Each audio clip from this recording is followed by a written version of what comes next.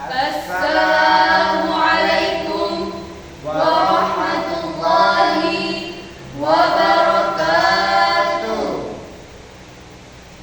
Alhamdulillahi rabbil alamin, wa bihi nasta'inu ala umuri dunya waddin, wassalatu wassalamu ala asyrafil anbiya'i wal mursalin, sayyidina Muhammadin wa ala alihi wa sahbihi ajma'in. Qala Allah Ta'ala fil Qur'anil Karim, laqad kana lakum fi Rasulillahi uswatun hasanah. Al-ayah.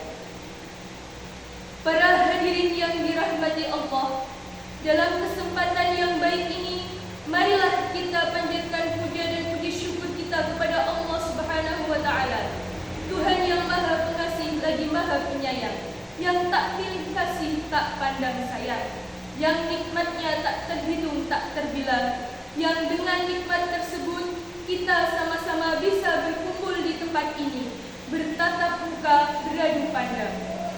Kemudian sholawat beriring salam semoga selalu tercurah kepada putra gurun pasir yang pada subuh Senin dia lahir.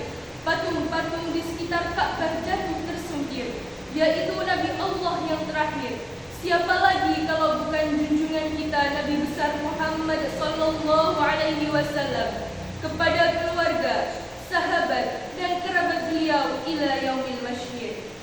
Abu A'la al-Maududi dalam bukunya The Prophet of Islam mengatakan, he is the only one example, Rasulullah sallallahu alaihi wasallam merupakan contoh yang paling lengkap. Dalam dirinya terdapat kebesaran dan kemuliaan sifat manusia. Kebesaran sifat Rasul serta keberhasilan beliau dalam memimpin negara telah tercatat dengan indah dan rapi dalam sejarah peradaban manusia. Kebesaran sifat Rasul sebagai seorang pemimpin yang selalu mengutamakan kepentingan rakyat dan mengutamakan akhlakul karimah, pada akhirnya mampu merubah masyarakat biadab menjadi beradab. Yang dulunya berseteru menjadi satu. Yang dulunya menyembah berhala, kini kembali menyembah Allah Ta'ala.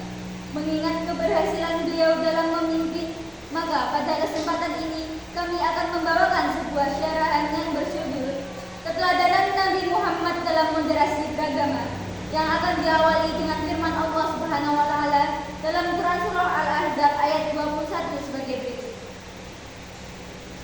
Bismillahirrahmanirrahim.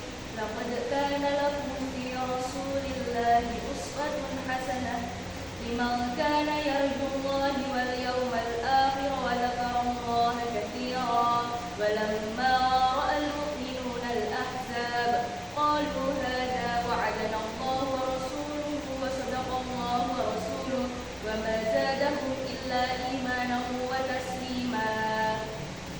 Sungguh telah ada pada diri Rasulullah itu suri tauladan yang baik bagimu, yaitu bagi orang yang mengharap rahmat Allah dan kedatangan hari kiamat, dan yang banyak mengingat Allah. Dan ketika orang-orang mukmin melihat golongan-golongan yang bersekutu itu, mereka berkata, inilah yang dijanjikan Allah dan Rasulnya kepada kita, dan benarlah Allah dan Rasulnya, dan yang demikian itu menambah keimanan dan keislaman mereka. Hadirin yang berbahagia, ayat tersebut menginformasikan sekaligus menegaskan kepada kita, sungguh pada diri Rasulullah itu terdapat sesuatu hasanah bagi kita. Rasul merupakan figur yang luhur, contoh yang tinggi yang harus diikuti dengan sepenuh hati, baik perkataan maupun perbuatannya. Demikian penegasan Imam Ali As-Sabuni dalam Tuhfatul Tafasir. Dari ayat tadi dapat diambil kesimpulan bahwa Rasulullah SAW merupakan figur yang paling patut kita teladani, termasuk dalam hal kepemimpinan. Sebab beliau merupakan sosok seorang pemimpin ideal yang sangat berhasil dalam sejarah dunia, bahkan menjadi Rahmatan linnas, rahmat bagi manusia, dan rahmatan lil alamin, rahmat bagi alam. Ingatlah, dan kamu adalah pemimpin dan akan dimintai pertanggungjawaban tentang kepemimpinannya. Seorang suami adalah pemimpin keluarganya dan ia akan dimintai pertanggungjawaban tentang kepemimpinannya. Wanita adalah pemimpin bagi kehidupan rumah tangga, suami dan anak-anaknya, dan ia akan dimintai pertanggungjawaban tentang kepemimpinannya. Ingatlah bahwa kalian adalah sebagai pemimpin dan akan dimintai pertanggungjawaban tentang kepemimpinan. Al-Hadis. Patut disadari, nilai dan perspektif moderasi beragama telah inheren pada diri Rasulullah SAW, pada ajaran-ajarannya, terukur dalam sikapnya, dan terpancar pada tindakannya. toleransi yang diwujudkan dalam sikap berdiri di atas keadilan dan kebaikan tersebut oleh Nabi Muhammad SAW ditunjukkan ketika berinteraksi dengan non-muslim yang berdamai dan tidak melakukan permusuhan. Sikap toleran Muhammad SAW tersebut semakin jelas terlihat ketika beliau memperlakukan ahli kitab, baik Yahudi ataupun Nasrani. Beliau sering memuji mereka, beliau juga menghormati dan memuliakan mereka. Jika ada di antara mereka yang sakit, beliau menjenguknya. Beliau pun menerima hadiah mereka dan memberi hadiah kepada mereka. Sikap seperti ini merupakan bagian dari nilai-nilai moderasi beragama dan menghormati perbedaan, serta menunjukkan bahwa Islam mengajarkan sikap kasih sayang dan keadilan, serta toleransi dalam berinteraksi dengan sesama manusia.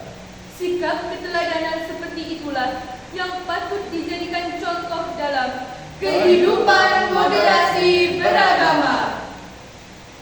Sikap beliau ini memberikan teladan bagi umat muslim dalam memperlakukan orang lain dengan kebaikan, terlepas dari perbedaan keyakinan.